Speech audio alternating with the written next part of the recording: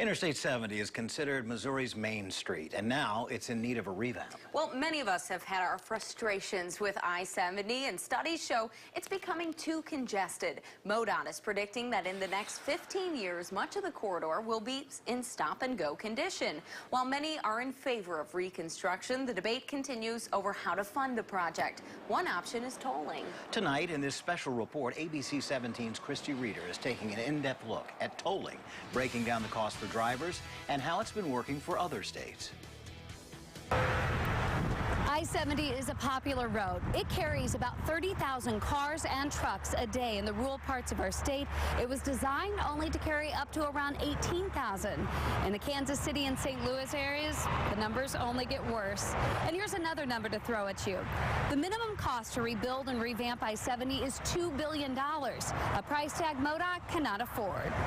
For 14 years, Bob Brendel has been working for MoDOT, and since day one, I-70 has been a focus. We've been studying I-70 for more than a decade because we know that it's long past its design life. While the congestion is something drivers can see, some problems aren't visible. The original pavement was built between 1956 and 65, and it's been pounded to smithereens. MoDOT does have an idea of how to fix these problems plaguing I-70. There's really three scenarios. One is the most bare bones effort, which would be to add a minimum of one lane in each direction and replace all the pavement. This plan comes in at $2 billion and would be done as much as possible with the existing right-of-way.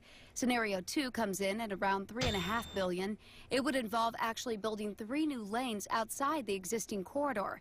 Then there's scenario 3. And the high end would be an 8-lane facility that had 4 lanes devoted to trucks and 4 lanes to general purpose traffic.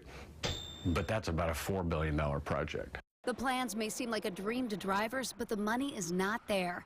The cost of operating and maintaining I-70 in its current condition is already $50 to $60 million per year. Also, MoDOT just announced a plan for major cutbacks in projects and even maintenance for some roads, when the department's construction budget is set to drop in 2017. Even the cheapest option for an I-70 revamp is unaffordable, which is where tolling could come into play. At first, drivers I talked to seem to be in favor of the idea. One of the proposals is a toll road. How do you feel about that? I think a toll road would just make things easier for the people that do travel that way. How do you feel about a toll? I feel like a toll would be okay. But when I started talking about the cost drivers would have to pay, there was some concern. In a recent report, MoDOT said it was likely a trip across the state on I-70 would cost $20 to $30 per car and $40 to $90 for trucks. That's a little bit ridiculous, I think, for the average person. It's a little bit high. I want to see how toll roads are working in other states, so I'm hitting I-70, headed to Kansas to check out the turnpike there. Kansas built its turnpike back in the 50s, running from the Oklahoma border to Kansas City. The Kansas Turnpike Authority does not receive any tax revenues. The roadway and its operation is all supported by user fees. Driving on it ourselves, the road was smooth and not congested. What's the total?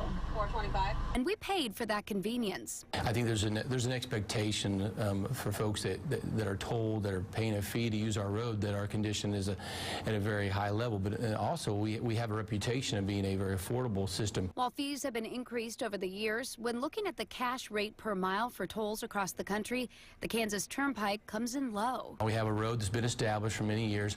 It allows us the flexibility of keeping our rates at a very reasonable rate compared to new toll roads that are going and being built today. To give you an idea of how the cost of infrastructure has gone up, this bridge here on I-70 in Kansas was part of a project totaling around $125 million. Now, that's nearly what the entire Kansas Turnpike cost when it was originally built. And why a fee of $20 to $30 to drive I-70 across Missouri would be realistic in today's dollars.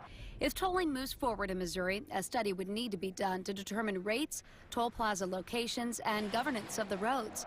None of these decisions can be made until lawmakers act. Representative Glenn Kolkmeyer, the chairman of the House Transportation Committee, tells me all options are on the table for I-70. It will definitely be brought up. Now, whether we'll get anything passed this year, I'm not sure. Kolkmeyer feels the more pressing issue is the overall funding crisis for MoDOT's entire system. And remember, if lawmakers were to move forward with the toll option, it would still have to go before voters.